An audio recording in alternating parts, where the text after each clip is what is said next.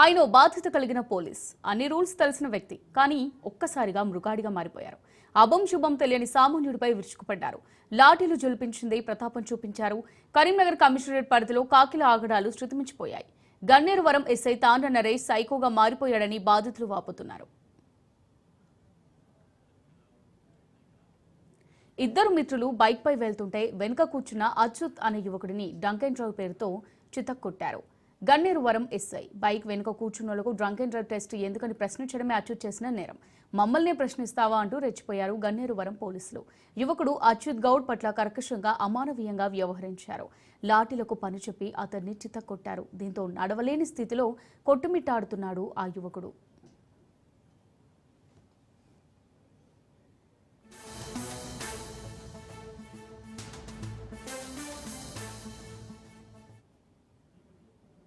Bike వెనుక కూర్చున్నోళ్లకు drunk and drive test ఏంటి? అసలు చట్టంలో ఏముంది? సీసీటీవీ ఫుటేజ్ రిలీజ్ చేయమని అచ్యుత్ ప్రశ్నించడమే తప్పైంది. సమాధానం చెప్పలేక గన్నేరువరం ఎస్ఐ తాండ్ర నరేష్ ఊగిపోయారు. అచ్యుత్ను కొట్టడమే కాకుండా గాయాల పాలైన వ్యక్తిని ఆసుపత్రికి వెళ్లేందుకు కూడా పర్మిషన్ ఇవ్వలేదు. రోజంతా పోలీస్ స్టేషన్లోనే యువకుడిని పెట్టి ప్రత్యక్ష నరకం చూపించారు గన్నేరువరం పోలీసులు.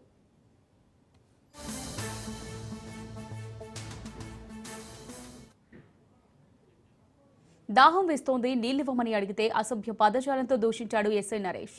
విచారణకు పిలిపించి లాఠీ విరిగేలా కొట్టాడు. అందరి ముంగట తనతో ప్యాంటు విప్పించి కొట్టాడని బాధితుడు అచ్యుత్ ఆవేదన వ్యక్తం చేశాడు.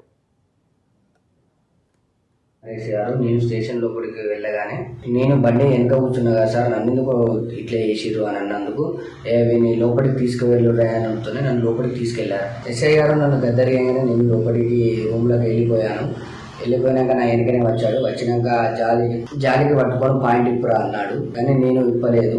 భయానికి సార్ ఆడికి నన్ను 2 సార్లు కొట్టినాక నేను కాళ్ళ మీద పడ్డా కూడా మళ్ళీ పాయింట్ ఇప్పురా అన్నాడు. అన్నాక నేను ఆ భయానికి పాయింట్ ఇప్పేసినాక మళ్ళీ కొట్టుడు స్టార్ట్ చేసిండు ఎస్ఐ గారు. ఆ జాలికి పట్టుకున్నాక నన్ను ఇది పాయింట్ ఇప్పేసినాక మొత్తం ఇష్టం ఉన్నట్టు కొట్టాడు. నాకు మొత్తానికి నడవ రాలేదు. 2 లాఠీలతోటి ఆయనకు చెమట వచ్చేదాకా నన్ను కొట్టిండు. నన్ను కొట్టుడుతోనే కేకలు వేయడం వలన నాకు దూపైతుందంటే నా తాగురా అని అన్నాడు ఎస్ఐ గారు. అక్కడ ఉన్న కొందరు పెద్ద మనుషులు ఉండి అడిగి ఎందుకు కొట్టారా అని అడుగుతూనే నన్ను అక్కడి నుంచి మళ్ళీ పంపించేశాడు. పోలీస్ పెద్దలకు, మీడియా మిత్రులకు దండం పెట్టి చెప్తున్నా, గన్నేరువరం ఎస్ఐ తాండ్ర నరేష్ ద్వారా నాకు ప్రాణహాని ఉంది. అన్యాయంగా నన్ను కొట్టి తాగురా అని అన్న ఎస్ఐ గారిని సస్పెండ్ చేయాలి. నాకు కానీ, నా యూత్ సభ్యులకు కానీ, నా కుటుంబ సభ్యులకు కానీ ఏం జరిగిన తాండ్ర నరేష్ గారు బాధ్యత. నాకు అలాంటి చిత్రీకరించడం వలన నాకు చనిపోవాలని అనిపిస్తుంది. ఎస్ఐ సార్ గారు ఇవాళ ప్రెస్ మీట్ పెట్టి మాట్లాడడం జరిగింది. ఆ పచ్చి అబద్ధాలు చెప్పడం వల్ల నేను ఈరోజు ప్రెస్ మీట్ పెట్టి చెప్పడం జరుగుతుంది. పోలీస్ పెద్దవారు నాకు న్యాయం చేయాలని వేడుకుంటున్నాను. కమిషనర్ గారికి ఈ ఎస్ఐ గురించి మీకు ఫిర్యాదు.